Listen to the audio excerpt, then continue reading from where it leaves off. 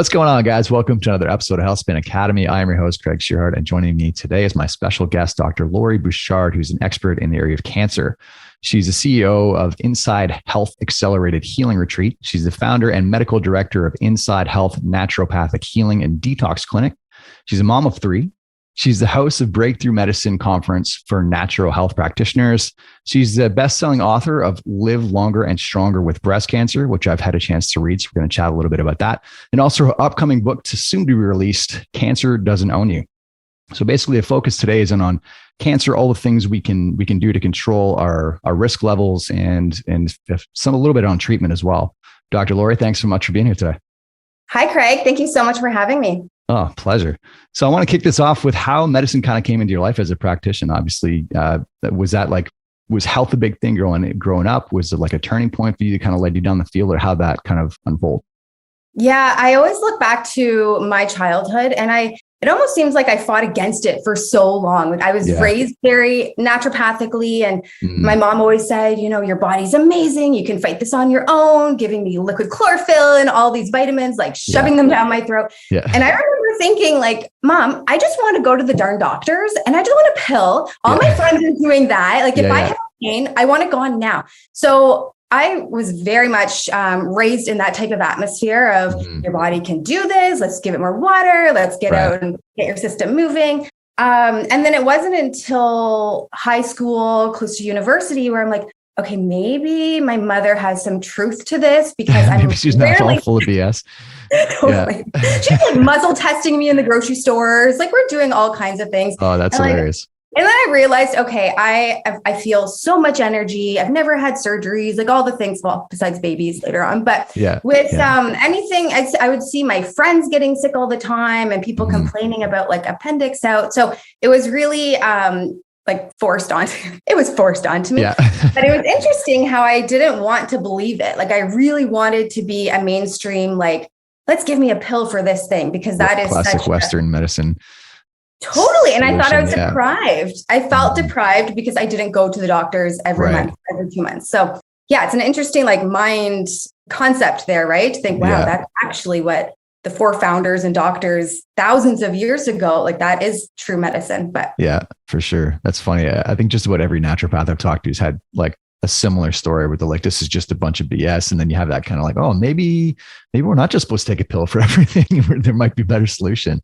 It's so true. And my mom at the age of 14, I remember I had a sore throat and she gave me my first colonic, like a colon hydrotherapy session. So she had this like board, probably purchased from Alibaba or something. And I'm like, Mom, I have a sore throat. It's not because of, I don't need to poo. But anyways, later you learn how much of your immune system is in your gut and how it's also connected. And so it's really interesting to see these therapies that more nature medicine to come down. I love it. Very cool. So I want to get into the issue of, we're talking cancer today, and we know that there's still a lot to be learned with cancer, but glucose has been one of the key factors, I think, that has been listed as basically carcinogenic elements, basically. So they talked about that in Tripping Over the Truth, metabolic approach to cancer. And you mentioned that also in your book. So talk through that role of glucose, specifically how it relates to cancer cells and how they spread throughout the body. Yeah. So when you really look at what a normal healthy cell is, compared to what a cancerous cell, you look at kind of like how they produce energy. So there's a whole process that's done in the mitochondria where you basically get one glucose molecule, like sugar, and it converts into 36 molecules of ATP or energy, right? So that's like the normal healthy process. And when you think of health, like who's really healthy, you think of our mitochondria and our body's ability to do that. So it's constantly getting in fuel from whichever source and converting it to energy for all of our purposes, like for even just sleeping requires energy. So energy all the time. So when you look at what's happening with a cancer cell, it's actually years of damage to these mitochondria. And our cells are so smart that if these mitochondria are becoming damaged, they're looking for alternate sources of ways to make energy. So for an example, one sugar molecule in a cancer cell can only make 2 ATP. So they're horrible uses of sugar. And so Right. what these smart, intelligent cells will do, as awful as cancer cells are, they're quite intelligent. They have a coping mechanism where they'll increase how many insulin receptors that they have. So they can actually like grab onto sugar a lot more effectively, but they need a lot more to create that energy going. Right. And so you think of like what insulin is. Every time you're having sugar, your body's creating more insulin from the pancreas, which is a growth factor, telling cells to divide more and more. So people who are on these like sugar, having glucose and sugars throughout the whole day, what they're doing is they're actually increasing this insulin output, increasing the insulin growth factor, and it's telling these cancer cells to divide more and to grow more. So really, at the end of the day, it comes down to a metabolic mitochondrial issue. Right.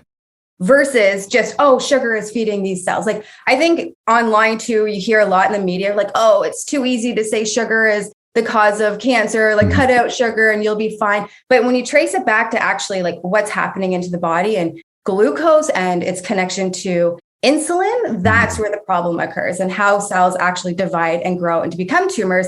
So it takes over 10 years sometimes for a tumor to be found. So that's not something that like, oh, a tumor just popped up overnight. Like I just got cancer today. Like it's literally something that can be a decade to form. Yeah, for sure. So it almost compounds on your insulin sensitivity. It's kind of what I'm hearing is that your cancer cells are just stealing that. And you kind of become more resistant, I assume, to exactly. Insulin. Yeah. So a lot of people have insulin resistance for many, many years. So they find like they'll have a meal and they just feel so tired afterwards, or even they have a meal and then crave something right after they have a full meal. So you know that there's a way that their food and nutrients getting to the cell is not efficient. So those are the people who just feel like they need to eat all the time. Maybe they have difficulty taking off weight. They're tired all the time. So you can actually check that. You can get blood work done after a 12-hour fasting period. Let's look at your fasting insulin levels. Let's see if you have insulin resistance, or let's look at your glucose levels after 12 hours. You should be extremely low, like right by the 5.0 mark. If you're higher in sugars in the morning, you know that there's something part of insulin resistance there. Yeah, for sure. So I think of one way of looking at the gut brain axis is kind of our first line of defense. If you think so, gut function, and you're starting to see that in the literature as well. There's a link between gut health and cancer and stuff like that. Talk about the role of that gut brain axis in how it's able to sort of mitigate our risk of cancer. Yeah. So you think about, and most people know when just say they're anxious for something, they may all of a sudden get diarrhea. Like they kind of connect it like that, or like they get more IBS symptoms, like they're irritable and there's something. We know how stress affects us physically, but on a more physiological level, what happens as soon as you think of a stressor, just say there's like a fear of an upcoming scan coming up, or just like being around people that make you more anxious, anything that kind of like drives cortisol, it's that cortisol that can downregulate our tumor suppressor genes. So it's really interesting. Like we all have cancer all the time. Like we have about 500 cells that are producing cancer on a daily basis. And we have amazing like natural killer cells. We have our immune system. We have all the things that can help fight them off as soon as our immune system detects that. So if we are in like high alert all the time, our sympathetic nervous system is go all the time. Our immune system doesn't stand a chance. So it suppresses how our immune system is being activated. But on more of a cancer level, it affects how those tumor suppressor genes are doing their job. So stress and your gut health and looking at the whole connection of like our gut associated lymphatic tissue, we need that connection and we need to be supporting all aspects. Like we can't just say, oh, just eat better and not look at the stress component. Yeah, I think that's like an underrated piece to it, and it's one of those things too. As soon as you have a worry of getting cancer, it just compounds itself, right? And then your stress is like out of control, and then it's just like gets worse and worse. It's just wild how that cycle works. Yeah, it's true, and a lot of people are just such workaholics and go and like maybe they're the oldest of so many children. They're used to taking care of everyone, or they're in relations. So they just think that's normal. They're like, no, I'm not stressed. But meanwhile, they're like, like they're just go. That's just normal for them. Yeah, that's true. Like, you just become desensitized to it, and stress is your new norm. It's wild. Yeah. So obviously stress is a major factor in this. Let's talk about some of the specific carcinogenic agents. I feel like this list is getting longer and longer. We just learning more and more about all these agents that can contribute to cancer. When you start talking about carcinogenic agents, what is at the top of your list that people should be most worried about? Maybe some of the stuff that's kind of under the radar. Yeah. Like first thing that comes to mind is even like secondhand smoke. Like a lot of people who think, oh, I'm not a smoker, so it's fine. But you think about like what your body's accumulated even from your parents smoking in the house, or a lot of household things. So if there's chemicals you're using in the home for cleaning, things you're putting directly on the body. So there's tons of, I don't even know how these are allowed to be in body products, but a lot of the creams and perfumes and lotions, they're extremely carcinogenic. Mold. Wow, what they let got on the shelves. It's criminal with some of the stuff they let on the shelves. It's wild. Yeah. And in some countries they're banned. So you almost look at like, okay, why is that? Some countries are more strict, whereas in Canada, where I am, and maybe in the United States too, they're allowed to put whatever out there. So, so reading the labels, looking to see. The other thing is looking at the clean 15 dirty dozen list. So you can see actually which vegetables are going to be higher in pesticides, because those are also carcinogenics, and glyphosates, like people who live by a golf course, like where there's constantly being sprayed chemicals, you're inhaling that all the time. Yeah, that's true. Right. Or if you get food from a farmer that maybe they're beside, just say it's all organic, but they're like next door to a non-organic farm, like that rainwater, they're getting rained on by more glyphosate. So the chemicals, I would say, is a big deal, because those are the things that we can't necessarily control. And it's interesting because some people genetically cannot break it down as well as other people. So you see like the same family members all on the same roof doing all the same things, whereas maybe just the mom is affected because genetically her body can't break those things down. Right. Fair enough. Cool. That's a good list. So we touched on sugar and glucose. Nutrition obviously plays a big role. And when I think like health, I think nutrition is kind of your baseline.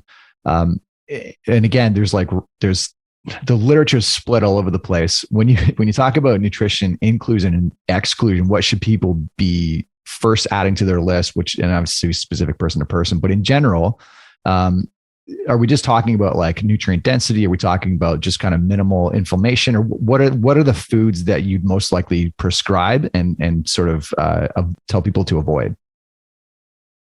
So the first thing is avoiding the things that are processed, that can sit on a counter for weeks on end and not go bad. The fast foods, like kind of like the obvious, like deep fried ones, the ones that are like completely denatured. Like it's interesting, in my clinic, we run these retreats where we go through a fasting mimicking diet. So there's not a lot of food involved, but we have all the things that the body needs to actually function well. So just the right amount of calories and proteins and carbs. Whereas people think like they're starving themselves, but meanwhile, they're like eating the crappiest diet and like there's no nutrient value in that at all. So it's not necessarily like just the food itself. It's like, okay, how many minerals are activated in that food to actually get absorbed into the system. So food-wise, I would say look at that website where it's the clean 15 dirty dozen. So even if you're like, oh, do I have to go all organic? Like that seems so challenging. Just look at the foods that you can. So the ones that are thin-skinned, you want to try to do those organic. The ones that have like an outer shell, like avocados and bananas, you could probably go not organic with those ones. I don't prescribe one diet, same for everybody, or one type of. Too many variables. Yeah. Like one type of cancer should always follow this. I'm a huge believer in looking at their lab work. So some people can deal with sugar a little bit and glucose better and break it down better. Whereas some people, it's so interesting, can do a keto diet for their cancer. And genetically, they turn all of those fats into sugars and become diabetic from a keto diet. So it's it needs to be very personalized. And if it's a hormonal cancer, having less of the hormone driven animal products, like it has to be personalized. Yeah, fair enough. I love that. So you mentioned fasting, and what we hopefully get out of fasting is a bit of autophagy. Talk about that relationship and maybe how cancer cells, how much do we know about how much they're targeted specifically when we get into a state of autophagy, and when we've been fasted for however long, either intermittent or sustained fasting? Yeah. So it blows my mind. I just did a recent PubMed search on this, just curious, like how many studies are there actually? And like, why is this not involved in mainstream medicine yet, right? There are over 12 million studies on the body's ability to fight cancer more efficiently, to be more protected during chemotherapy and radiation. And this is sometimes even just like 13 hours of fasting a night. So when you think about that, like that's not way out there. That's like a really short term of just getting rid of food, anything that's spiking your insulin overnight, like something you can literally sleep through, and you're helping reduce your risk of cancer growth. So the studies are all out there. The longer you fast, so after a 12-hour fast, you're having some benefits on glucose and insulin and the way your metabolic system is working. But after a 24-hour fast, you're actually getting a complete gut reset. So it's helping how your body is producing dopamine. So you think of like your get up and go neurotransmitters. It's affecting how natural killer cells are being produced and white blood cells. That's after 24 hours. And then you think about, it's about 72 hours of fasting where nothing is spiking your insulin levels, where those ketones are being produced. It's 72 hours is where autophagy happens. That's where it's like killing off dead old cells and your body is rejuvenating healthy new ones. And that's what we should all be doing, right? Like we should all be helping how our body cleans up and detoxing, and fasting is by far, there's no pill that can do this better. A lot of people too, before they do high dose vitamin C treatments or hyperbaric chambers, they need to be in this fasting, like ketosis state, especially when it comes to cancer. It's a really important thing for them to do. Yeah, I love that. So you mentioned the 72, and I've seen similar numbers when we get into autophagy as well. How do you recommend doing that? Like how often would you recommend like an extended fast in that range, like a quarterly or like once a year or monthly, or what do you generally recommend? Yeah, it totally depends on your goals. I find so if anyone is overweight and they're at higher risk for more hormonal, so like women who are chemo-induced menopause, or I would say if they're trying to lose weight for the sake of ultimate health, I would say they do at least a 3-day every single month.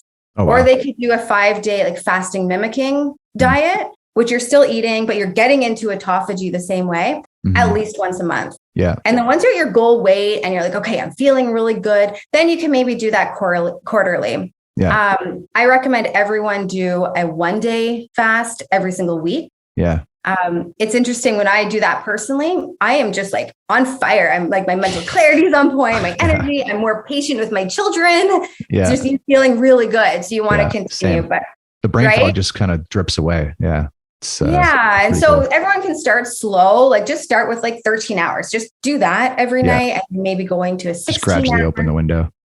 Exactly. Because it's just not attainable if you've never done it before to for sure perceive. If you're eating every 2 hours and you try all of a sudden 72, good luck with that.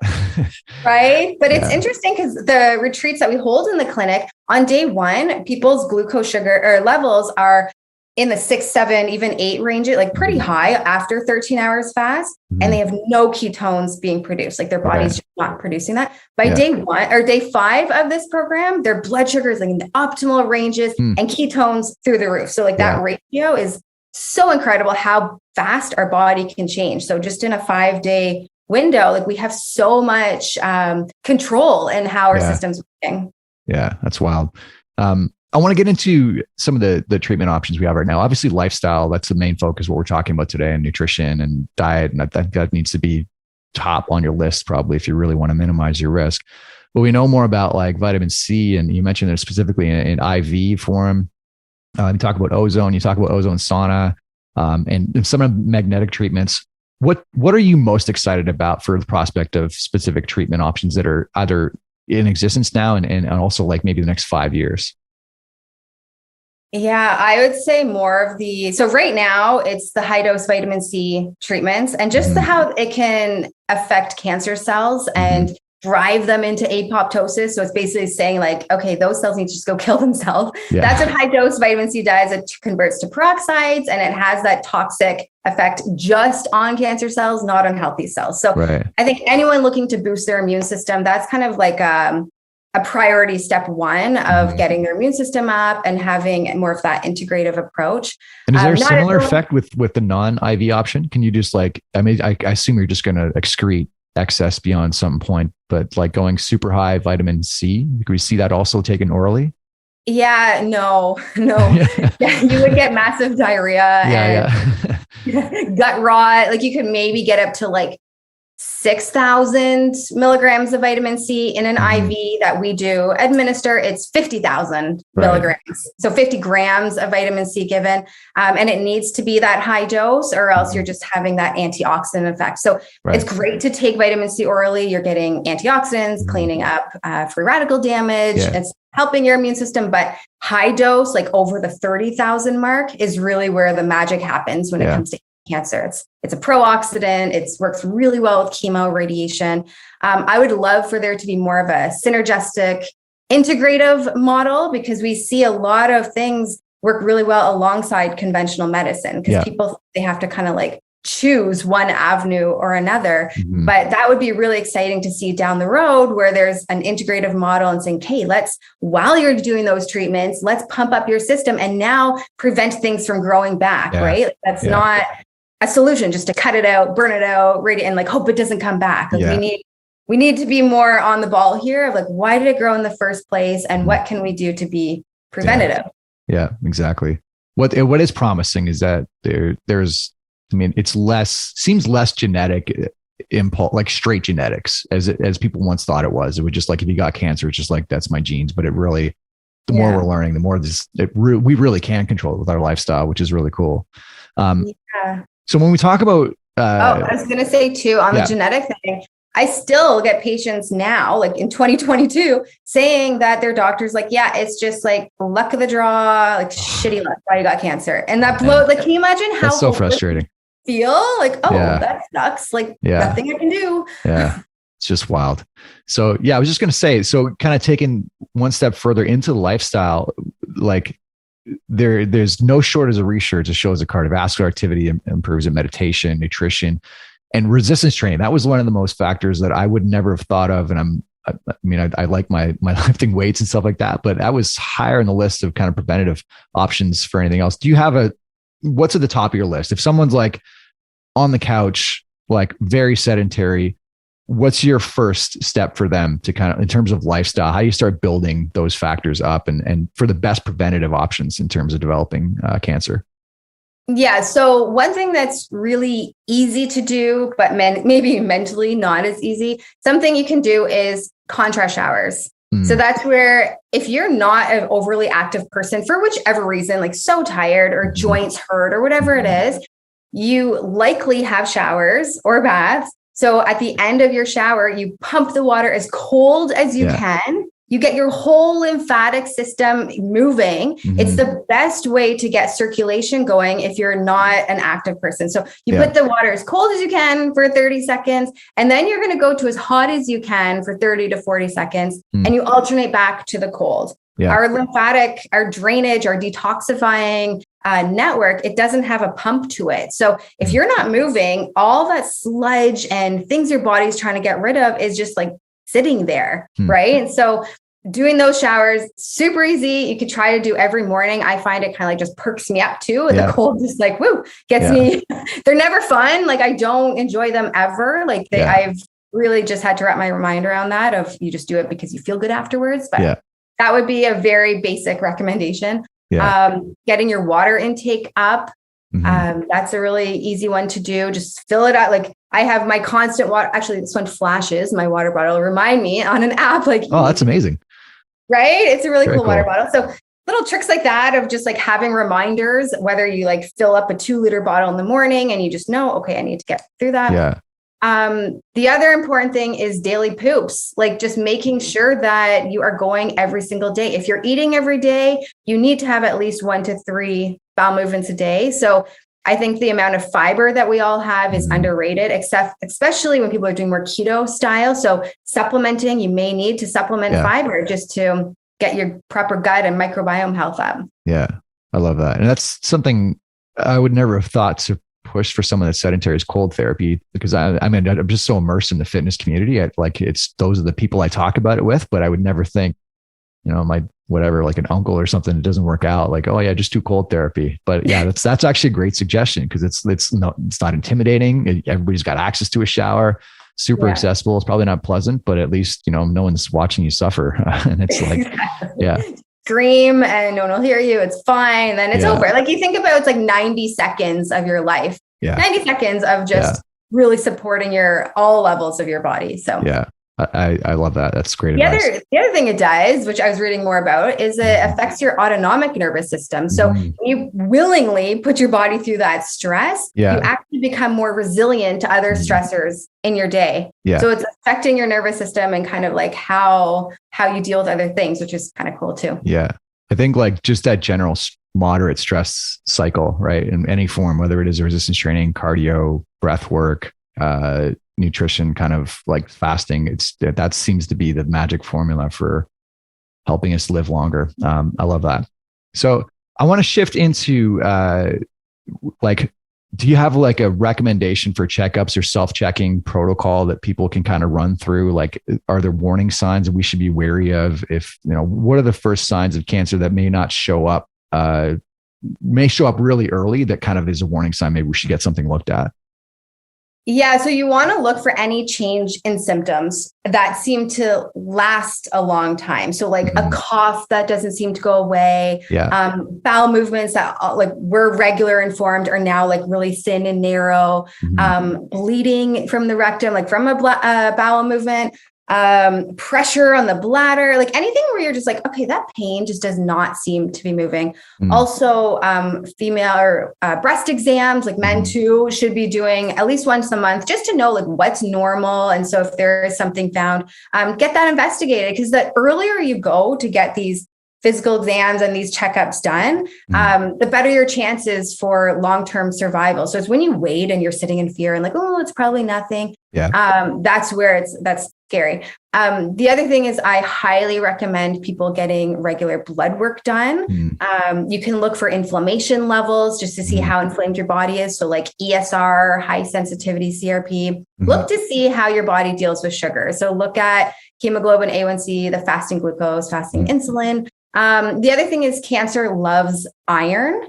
So you can get your ferritin checked, which is your stored iron. If that's on the high end, then you want to look into that too, to look to see like, why is my body holding on to this much iron? So getting the blood work done is like now when you're feeling healthy or if you feel fine, and then you get that done once a year, and just to see like, okay, what's my PSA like for prostate? Let's look what that is and see how that's changed over the years. So you have more control and the heads up of what your body's doing. Yeah. I was just going to ask frequency there. And I've heard 6 months, but 12 months is for most people. If they have no symptoms, I guess that's kind of your go-to.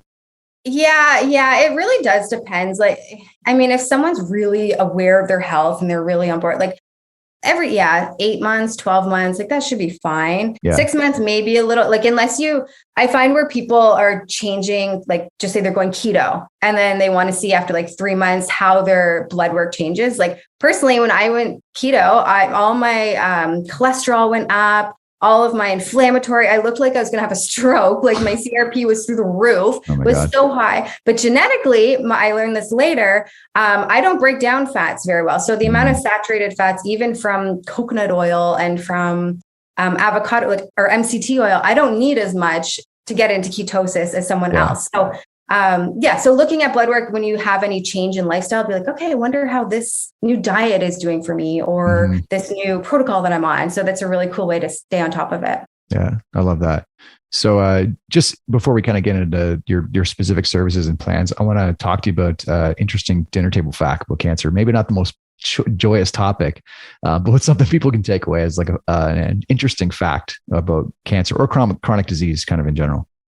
So I would be the one like kicked out of a dinner party, because the fact is that we all have cancer. We all have it. There was a study done where they looked at people's bloodstreams and cancer cells. There's 1 out of 1,000 people who do not have cancer cells circulating in their system. 1 in 1,000. How empowering that is to think. That's wild. we have so much control. And yes, we also, when you're hit with a cancer diagnosis, you're not like, oh my God, my life is over. It's no, like we've likely had this for years. It's part of our evolution, like our cells just trying to survive. Yeah. So mutations it's almost is like part of it. That's how we've evolved. Yeah. It's just exactly. Yeah. Exactly. So that would be my fun. You I all love have that. cancer. That's about as fun as we can get. I love that, actually. Yeah. Cool. Dr. Lori, I want to talk a little bit about what you have going on clinically. What are the services and plans for the rest of the year in terms of you business-wise? The most exciting thing that we started doing was in clinic. Well, we've been doing them for many years, but these retreats where we literally take over someone's life and health, and we teach them all about diet, how to check their labs. We literally spend a whole day from 9 to 5 for the entire week of various services, from using the PEMF mat, like energetic, more frequency-based medicine, to the high dose vitamin C, ozone, saunas, acupuncture. We do neurofunctional assessments. So it's literally like we're taking this person and converting them to a healthier version, because we know all the cells in our body are constantly renewing and rejuvenating. So after a few months, these people have like a completely new body and are much stronger. These retreats are more for the people that are like, oh, I'm so tired. I can't even like imagine changing this in my life. Or I just want like someone to inject me with all the things and to make me feel better. It's like a 1 week reboot where people are getting, we've now been doing more like 1 day, 2-day reboots or resets as well. Okay. So for like people who work and they can't do the 5-day, but I'd say that's the most exciting thing that we're doing, because you see those transformations right before your eyes. You see the blood work changing. All of that is changing in such a short period. Yeah. I love that. That's fantastic. Lori, let's chat a little bit about your own kind of priorities. And I think it's easy to rabbit hole and get stuck into one specific issue. And obviously cancer is probably near and dear to your heart.